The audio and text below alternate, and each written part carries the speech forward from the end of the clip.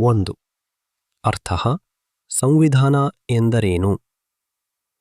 ಮಕ್ಕಳೇ, ನಿಮ್ಮ ಮನೆಯಲ್ಲಿ ಊಟದ ಮೊದಲು ಕೈ ತೊಳೆಯಬೇಕು ಅಥವಾ ಆಟಿಕೆಗಳನ್ನು ಹಂಚಿಕೊಳ್ಳಬೇಕು ಎಂಬ ನಿಯಮಗಳು ಇರುತ್ತವೆ ಅಲ್ವಾ?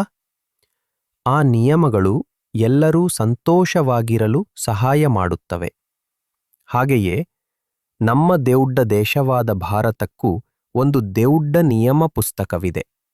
ಅದಕ್ಕೆ ಸಂವಿಧಾನ ಎಂದು ಕರೆಯುತ್ತಾರೆ. ನಮ್ಮ ದೇಶದ ಪ್ರತಿಯೊಬ್ಬರೂ ಶಾಂತಿಯಿಂದ ಮತ್ತು ಉತ್ತಮ ಪ್ರಜೆಗಳಾಗಿ ಬದುಕಲು ಬೇಕಾದ ಎಲ್ಲಾ ನಿಯಮಗಳು ಇದರಲ್ಲಿವೆ. 2. ರಚನೆ. ನಮ್ಮ ಸಂವಿಧಾನವನ್ನು ಯಾರು ಬರೆದರು?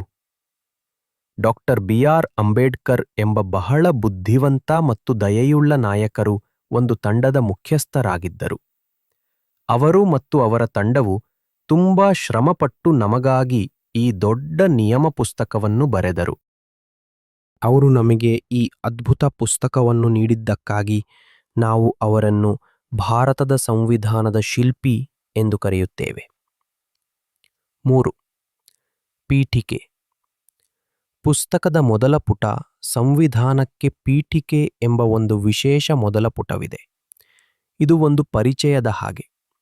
ಇದು ಭಾರತದ ಪ್ರಜೆಗಳಾದ ನಾವು ಎಂಬ ಮಾತುಗಳಿಂದ ಪ್ರಾರಂಭವಾಗುತ್ತದೆ ಮತ್ತು ಭಾರತದಲ್ಲಿರುವ ಪ್ರತಿಯೊಬ್ಬರಿಗೂ ಈ ಕೆಳಗಿನವುಗಳನ್ನು ನೀಡುವುದಾಗಿ ಮಾತು ಕೊಡುತ್ತದೆ. ನ್ಯಾಯ, ಜಸ್ಟಿಸ್. ಎಲ್ಲರನ್ನೂ ನ್ಯಾಯಯುತವಾಗಿ ಕಾಣಲಾಗುವುದು. ಸ್ವಾತಂತ್ರ್ಯ, ಲಿಬರ್ಟಿ. ಪ್ರತಿಯೊಬ್ಬರಿಗೂ ಯೋಚಿಸಲು ಮತ್ತು ಮಾತನಾಡಲು ಸ್ವಾತಂತ್ರ್ಯವಿದೆ.